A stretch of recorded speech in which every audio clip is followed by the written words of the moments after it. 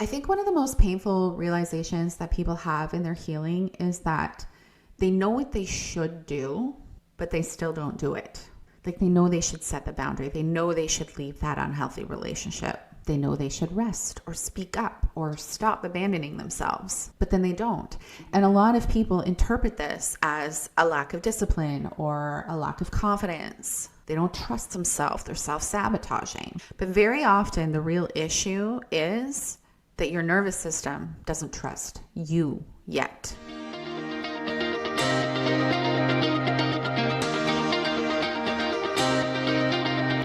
Hi everybody, I'm Jackie, and if you're new here, I talk a lot about trauma patterns and nervous system safety and identity formation and how all of those things quietly shape our behavior, especially the behaviors that confuse us. A lot of people that I work with are incredibly self-aware. They have read, they have learned, they understand their patterns intellectually, and yet they still feel stuck repeating them.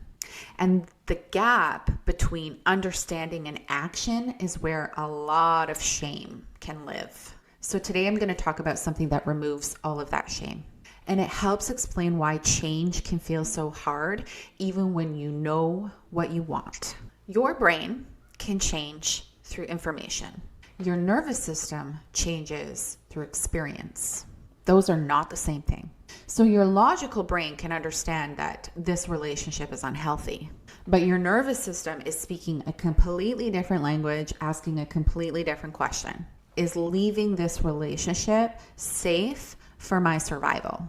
Your brain processes ideas. Your nervous system tracks threat and safety. And safety is not determined by what is healthy. It is determined by what is familiar. So we all know that our nervous system was shaped during our earliest relational experiences. That's where we learned things like how conflict works, how love is expressed, what connection actually costs, what happens when needs are expressed, what happens when boundaries are set. And it built safety around all of those patterns, whether or not they were healthy. So if you grew up learning that love required self-sacrifice, or that safety required people-pleasing, that conflict led to punishment, or that having needs led to rejection, then your nervous system is going to associate all of those things as survival. It's not because any of those things were good for you, it's because they were predictable. And predictability is one of the strongest signals of safety that the nervous system recognizes. This is why change creates anxiety or resistance or shutdown. You're not making bad decisions. You're stepping outside of familiar survival strategies. For example, setting boundaries feels like danger. Choosing yourself feels selfish. Resting might feel unsafe. Speaking your truth honestly feels threatening. Leaving familiar dynamics feels terrifying. None of these reactions means that you're doing something wrong. They just mean that you're on the verge of trying something new. Trust is built inside of your nervous system through repeated evidence. So it doesn't happen with one decision or one insight or one breakthrough moment. It happens through repeated experiences where you choose yourself and survive, where you set a boundary and you survive, where you express a need and you survive, where you tolerate discomfort and still survive. And over time, your nervous system collects all of that as data and says, maybe this new behavior isn't actually a threat. When somebody repeatedly returns to familiar but unhealthy patterns, we often call this self-sabotage. But I like to reframe it as nervous system loyalty, because your nervous system is not trying to hurt you. It's trying to protect you by using all of the strategies you needed to survive. And those strategies can stay long after they stop being helpful. Now, I think there's another layer here that not a lot of people talk about. Your nervous system is not only protecting safety, it's protecting your identity. If you built an identity around being a caretaker, being agreeable, being the strong one, being low maintenance or easy to love, then choosing differently can feel like you are losing who you are. And your nervous system interprets identity loss as survival risk.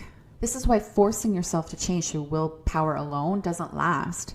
You can override the nervous system temporarily, But if the nervous system believes that something is unsafe, it'll eventually pull you right back into those familiar patterns because it is doing what it has always learned how to do to survive.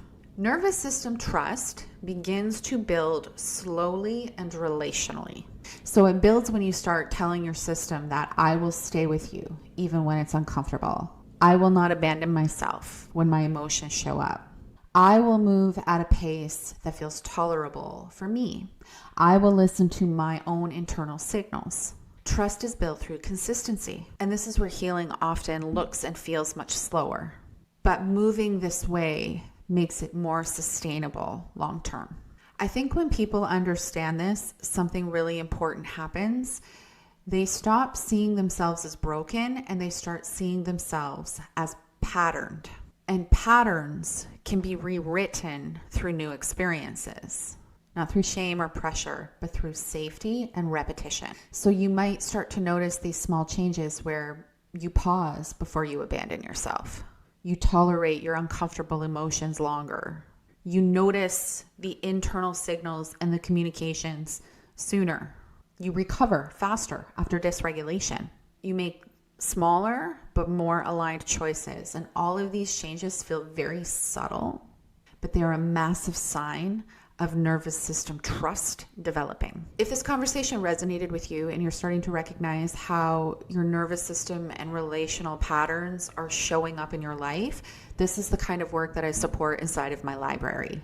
The library is where I share tools and resources and practices to help you actually work through these patterns, especially around nervous system regulation and trauma responses and reconnecting with yourself in a safer and more sustainable way. It's meant to support you in not just understanding your patterns, but learning how to gently shift them. If that sort of support feels useful, I'll leave a link below. And if anything about this video landed for you, please share it within the comments. If you feel you understand what you want from your life, but you keep struggling with follow through, you're not broken and you're not failing at healing. Your nervous system might still be learning that it is safe for it to follow you. And that kind of trust isn't built through information alone. It's built through lived, repeated, compassionate experiences. I will see you in the next video.